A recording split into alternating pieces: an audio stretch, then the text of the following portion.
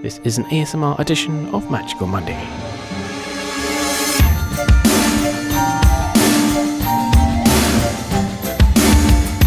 Welcome, magical people, to Zillman's Wizarding World. Right, this is Magical Monday. We are filming in the evening because it's a bank holiday weekend here, and we're doing stuff for the little one today, and we were actually going on miniature steam trains with her, which was quite fun, which kind of fits in with the whole Back to Hogwarts theme, which is pretty cool. It's red train as well. I didn't really think about that at the time, but hey. So it is about 7:45 in the evening. The little one is next door. She is asleep, hence the ASMR kind of edition. If you actually like ASMR edition, well, let me know, and I can try and do it in the future. But this is definitely what we're going to get today because of needs. So in this episode, we're going to cover the news and what's happening during the week, more than just the actual game news. Then we'll be looking at the 1920s event in review, and the Brilliant event in review is a double bill because I couldn't record last time because I was ill. And then we'll cover this week in Wizarding Unite, which will be the Back to Hogwarts event, and a little bit on the Adversary event. Obviously the details aren't out yet, but they're pretty similar. Should be anyway. So without further ado, we go into the news. So we had the New York meetup, James Expecto Go. They had quite a good crowd actually. It looked like a lot of fun, even though Niantic couldn't actually do an event themselves. To be honest, I don't think they're going to do one because the game isn't that popular. It does feel like they kind of launched the game, it wasn't as popular as they wanted it to be, and then they're kind of pulling back. As in, we had all the voiceover stuff, we have lost all the voiceovers. Seems the development team has all disappeared to do other projects. So it's kind of a ghost ship of a game. They're just going to try and get as much money, I think, as they can out of it. The acne in the registry cleared up, where we had all those horrible little dots everywhere. And then I also hit level 60 as well. James did during the New York meetup. So then I hit 60 just a few days later, which is quite nice for both of us, really. So the event calendar has just come out. So we actually have an Adversary event on September the 3rd to the 6th. So that's obviously during this week. So we'll cover that briefly.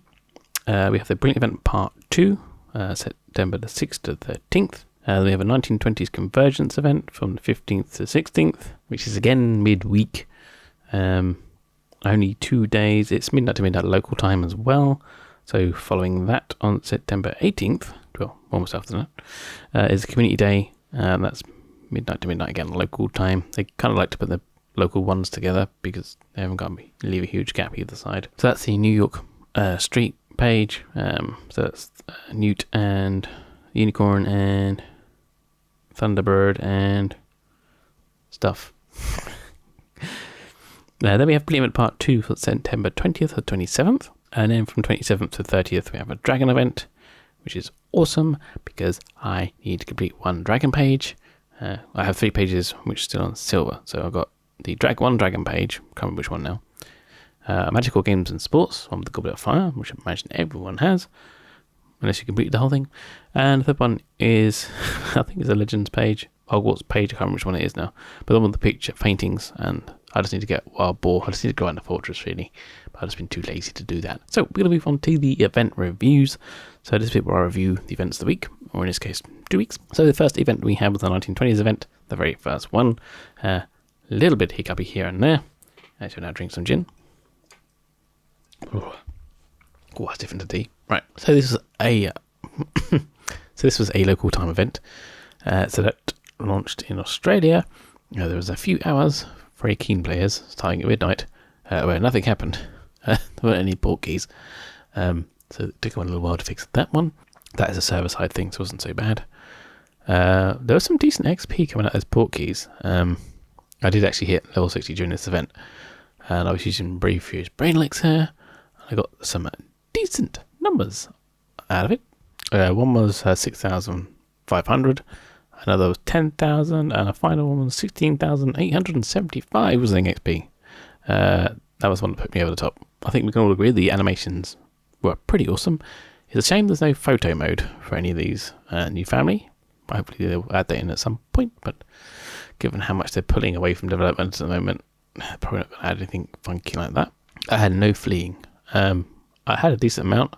I deliberately didn't use any potions on any of them to see how they reacted, and not one fled. Also, I think the end of the event, the portmanteaus vanished a little on the early side. I think it was like 3 hours before the event really ended. So I think going forward, we have to sort of bear that in mind. That it may happen again. We'll just have to see. So I think, all in all, this will probably be the most productive one anyone's going to have. Because A, it was 3 days instead of 2 days. Yes, it was midweek. But you can just kind of collect the port keys in your lunch break or whatever. It's the silver keys that you really want to get going. So people have been saving, at least I've been advising people, and Plotter 101 has, to save their silver keys for months on end. And also those with the ability to send gold gifts. I've been saving up my gold gifts I've been receiving from a gold gift exchange.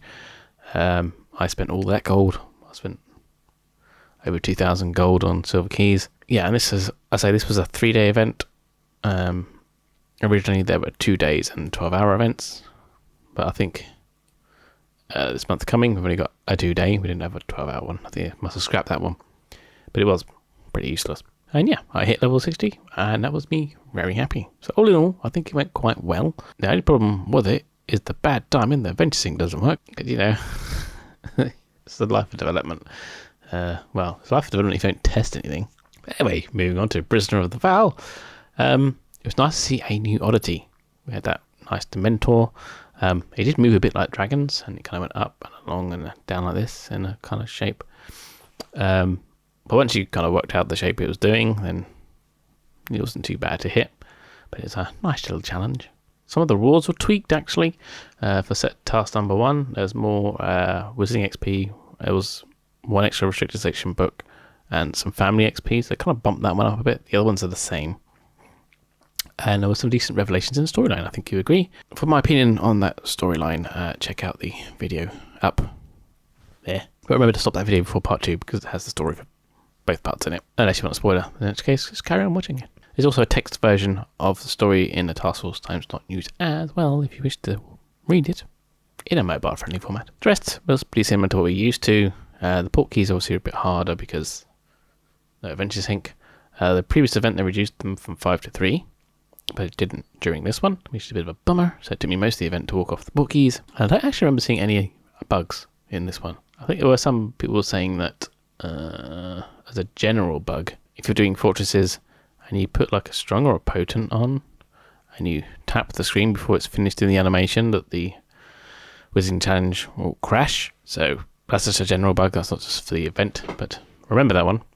If you're having crashes with the when you put potions on, let the animations finish, then tap out. So, this week in Wizards Unite, we have our Back to Hogwarts event, which has started now, or almost an hour ago now. It looks pretty decent in terms of rewards. We do pretty much have like an entire brilliant event crammed into a slightly short time frame. It's going to be busy, but it'll be worth it if you can do it. The collect 4 platform 9¾ signs from port keys is reduced to 1, so just remember that. Well, it'll be in a task list anyway, but that's been reduced, so you don't have to walk off as much for the tasks. But of course, if you need platform 9¾ signs, just collect them all and then walk them when the event's finished. This is another reason to bookmark the Task Force Times News quick reference pages. You can book them up, mark them, or do what I do. I have mine to the home screen.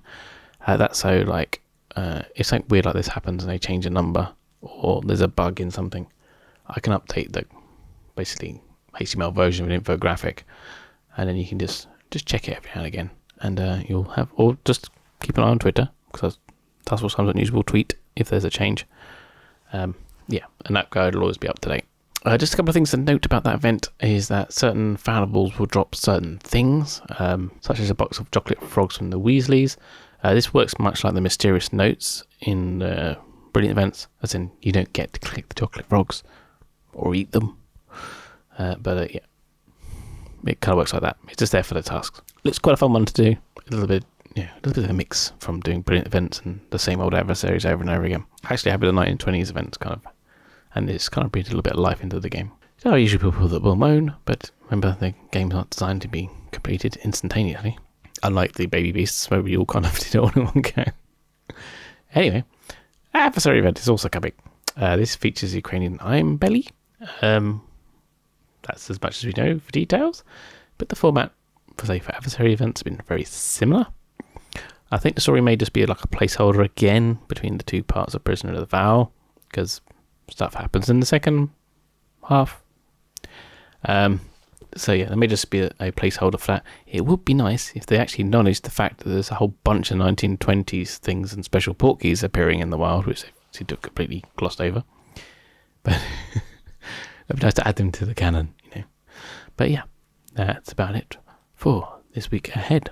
So don't forget to subscribe and hit the notification bell to have more Magical Monday news. Just keeps you up to date on what's going on. Also, let me know of anything you found interesting, frustrating, or things going on you'd like me to mention during the news.